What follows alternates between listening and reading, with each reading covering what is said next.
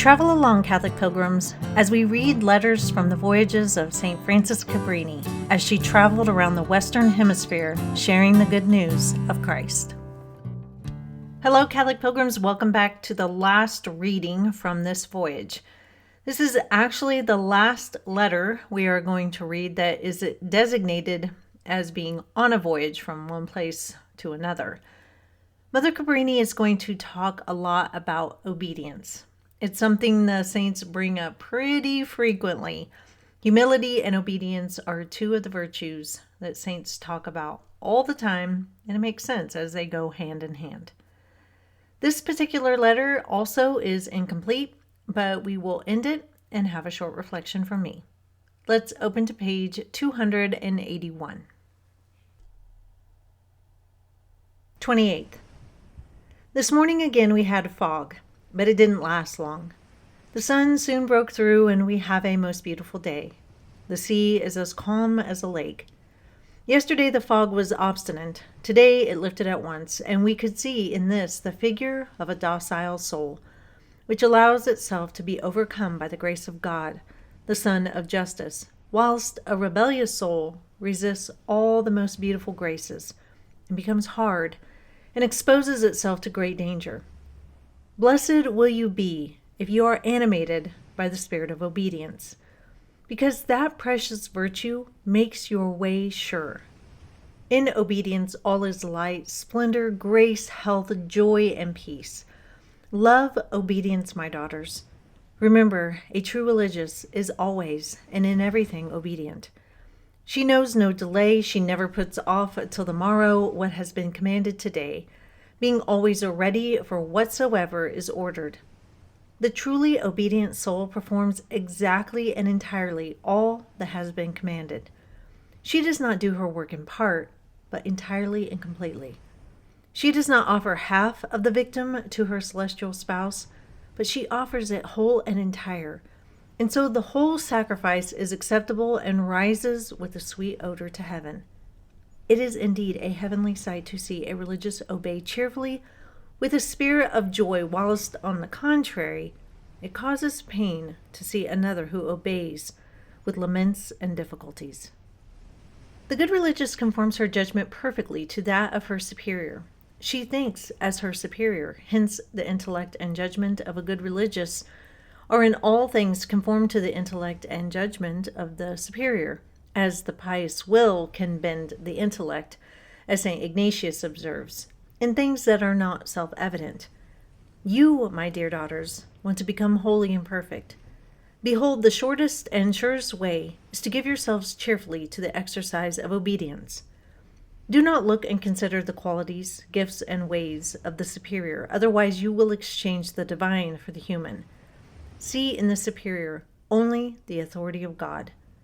Blessed will you be if you know how to obtain from God the true spirit of obedience. To merit such a beautiful grace, do all in your power to obtain it. Obey promptly and exactly, not only her who is greater than you, but submit willingly to your equals and inferiors. When you work, pray, eat, recreate yourself, do all in the spirit of obedience, trying in all things to deny your own will and conforming it to that of your most amiable spouse, who is always looking at you and all you do for his love and observing the manner in which you do it. If you do everything in the spirit of holy obedience, you give new splendor to even the most ordinary tasks which you perform for the community, because of obedience that accompanies every act is even greater than the work itself. The great people of the earth have their coats of arms or shields, which remind them of their illustrious ancestors, or of some of their glorious deeds, and I would love that the shield of the missionary sisters of the Sacred Heart should have written on it very clearly the beautiful and really glorious words which Jesus said of himself. Ego quae placeta sunt ea facio semper. I always do what pleases him. Obedience is a revealed word, a ray of living light that descends upon us from the Father of lights, a manifestation to us of his divine will. God does what he likes with obedient souls. They are the delight of his most adorable and sweet heart. To all obedient hearts, God communicates willingly all his lights, his gifts, his most precious graces. On these he causes to shine the light of his face and fills them with happiness and delights of every kind. You, dear daughters, are missionaries. You must render yourselves capable of gaining many souls to the heart of Jesus. So try and acquire the true spirit of obedience, because it is through such obedient souls that Jesus accomplishes on this earth his sublime designs and great works. The good Jesus likes to stay with obedient souls and guides them with his wisdom. He illumines them with his light. He comforts them with his grace and makes them arbiters of his inheritance. Yes, daughters, she who is obedient to Jesus and acquires a true spirit of obedience obtains that all creatures become obedient to her, and so she conducts them to the kingdom of Jesus Christ. But I should never finish talking of the holy treasure of obedience that will make you blessed, so I conclude by exhorting you to recall well the words of the angelic St. Thomas, that it is obedience that makes the religious, and that of the three vows it is the first and principal.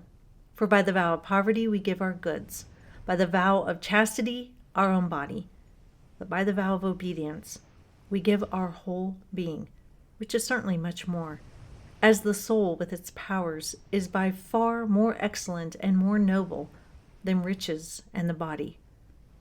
Be victorious, my daughters, but in what way? By being truly obedient, for obedient souls triumph over their enemies. It is the afternoon of the 28th. The sea looks more beautiful than ever, and my companions are charmed. Several dolphins follow the steamer to our great amusement. Some passengers asked Mother Albertina to play the piano. This she did, and pleased them very much. They saw that Catholics can be sociable when occasion presents itself. An English Protestant lady, a great writer and a contributor to the Chicago Tribune, came to me afterwards and in the course of her conversation showed a secret desire to become a Catholic. She remarked that she would go on writing until the Anglican Church became Catholic again, for England is the nation which has given the Church more saintly kings than any other country. It was very strange to hear her speak in that strain, but she is an intelligent person, and if she works on the right lines, she will do a great deal of good. She wanted the address of our house in Rome, so that when she returned, she might visit us and seek some Catholic priest to instruct her in the Catholic religion.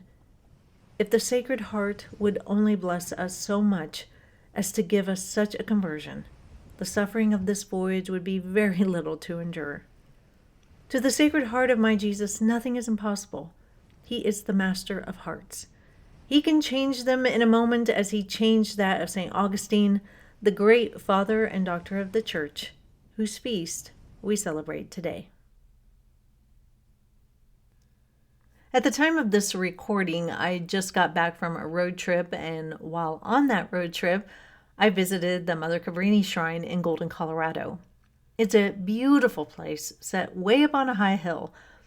I highly recommend that you go, and if you do, give yourself some time. There is a chapel, a rosary garden, a small grotto chapel, outdoor stations of the cross, a little museum, and a hill to climb up that has a huge statue of Jesus on top. My son and I went into the museum, and it was very special for me to see her things, her nightgown, her habit, toiletry items, and such. It helped me feel a kind of a deep connection to her. However, what struck me the most were her shoes. Compared to her, I have hobbit feet. They were so tiny.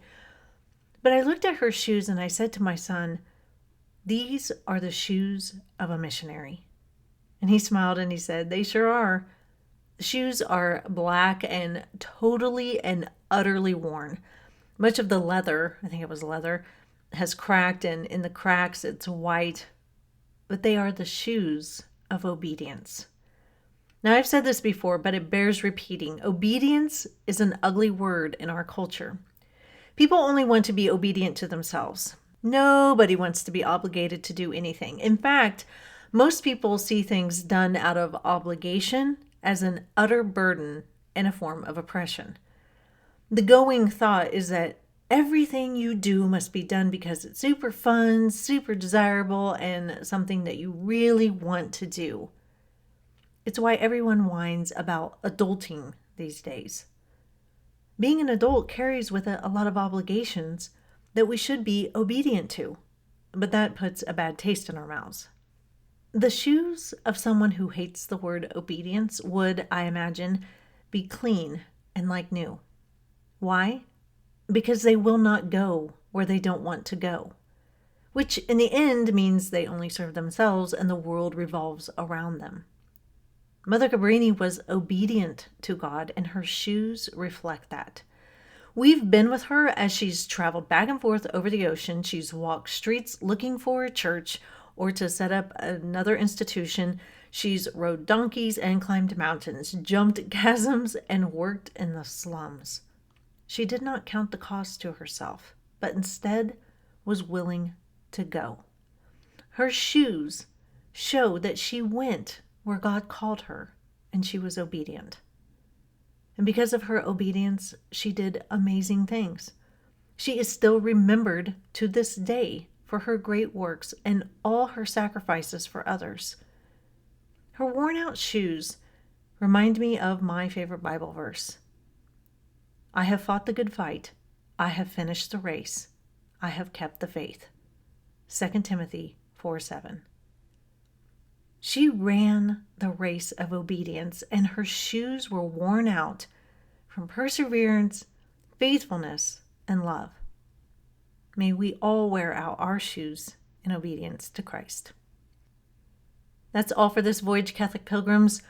With perfect providence or perfect timing, or maybe both, the next thing we will read is about the house in Denver, the place I was just talking about at the beginning of my reflection.